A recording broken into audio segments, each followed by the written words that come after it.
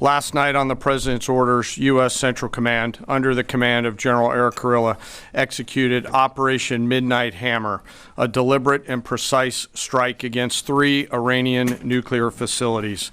In the annals of modern warfare, few operations combine such audacity with such meticulous precision. This is the story of a gamble, a decisive blow struck in the shadows of a geopolitical tension designed not to start war, but to end a lingering threat. On President Donald Trump's direct orders, the United States launched what would become known as Operation Midnight Hammer. Its target, the very heart of Iran's nuclear program. Hours after the dust had settled, the American public, and indeed the world, received its first glimpse into the audacious night's events. An incredible and overwhelming success. The order we received from our commander-in-chief was focused, it was powerful, and it was clear. We devastated the Iranian nuclear program. The objectives were clear: cripple Iran's nuclear aspirations and send an unmistakable message. For the entirety of his time in office, President Trump has consistently stated for over 10 years that Iran must not get a nuclear weapon. Full stop. The decision was not made lightly. For years, the pursuit of a nuclear weapon by Iran had been a red line, consistently articulated by the president. It was a dream, a strategic imperative that had eluded previous administration. The most powerful military in the world was poised to back the declaration. Iran's nuclear ambitions have been obliterated. Many presidents have dreamed of delivering the final blow to Iran's nuclear program, and none could. Until President Trump. The message of force was underscored by a clear warning, a principle established in a previous equally audacious strike. The previous administration diplomatic approach was contrasted sharply with the new, uncompromising stance. The digital age declaration of intent, stark and undeniable. Behind the president's bold directives lays months of planning, tireless effort, and the flawless execution of thousands of dedicated individuals across the U.S. military and their steadfast allies. When this president speaks, the world should listen. And the U.S. military, we can back it up. From the skies to the seas, from intelligence centers to forward operating bases, every cog in the immense machine of the U.S. military performed with unparalleled precision. And this complex tapestry of security, the unwavering alliance with Israel played a crucial part. Any retaliation by Iran against the United States of America will be met with force far greater than what was witnessed tonight. The success of the strike hinged not just on power, but on parallel stealth and deception. The world had to remain oblivious until it was too late. A strike that included the longest B-2 Spirit bomber mission since 2001 and the first operational employment of the MOP, a massive ordnance penetrator. The mission demonstrated to the world the level of joint and allied integration that speak to the strength of our alliance and our joint forces. The mission showcased not just location raw power, and target confirmed, but an intricate dance of joint and allied forces, a testament to American military superiority.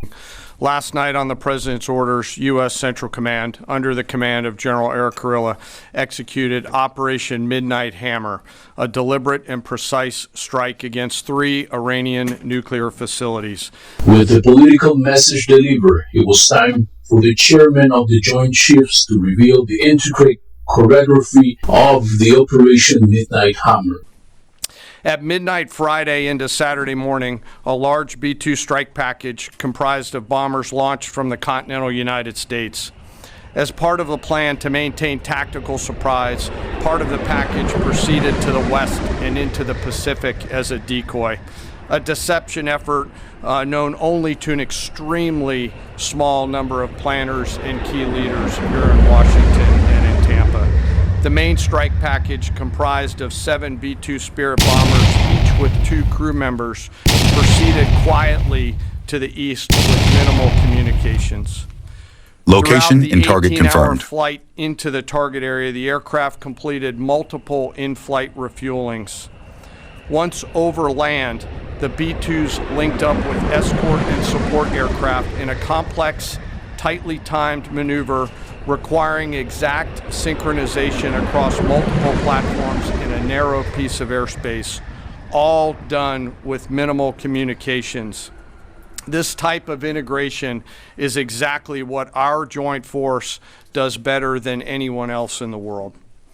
At approximately 5 p.m. Eastern Standard Time last night, and just prior to the strike package entering Iran, a U.S. submarine in the Central Command Area of Responsibility launched more than 24 Tomahawk land attack cruise missiles against key surface infrastructure targets at Esfahan. As the Operation Midnight Hammer strike package entered Iranian airspace, the U.S. employed several deception tactics, including decoys, as the 4th and 5th generation aircraft pushed out in front of the strike package at high altitude and high speed, sweeping in front of the package for enemy fighters and surface-to-air missile threats. The strike package was supported by U.S. Strategic Command, U.S. Transportation Command, U.S. Cyber Command, U.S. Space Command, U.S. Space Force, and U.S. European Command. As the strike package approached Fordo and Natanz, the U.S. protection package employed high-speed suppression weapons to ensure safe passage of the strike package, with fighter assets employing preemptive suppressing fires against any potential Iranian surface-to-air threats. We are currently unaware of any shots fired at the U.S. strike package on the way in.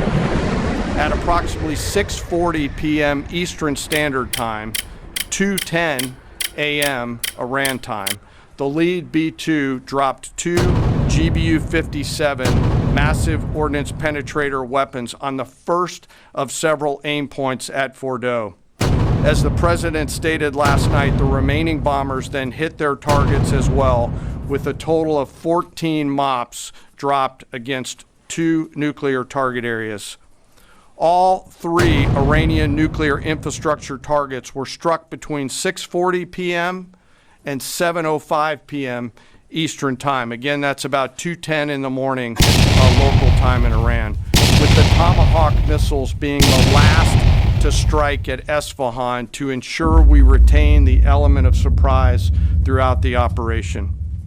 Following weapons release, the Midnight Hammer strike package exited Iranian airspace and the package began its return home.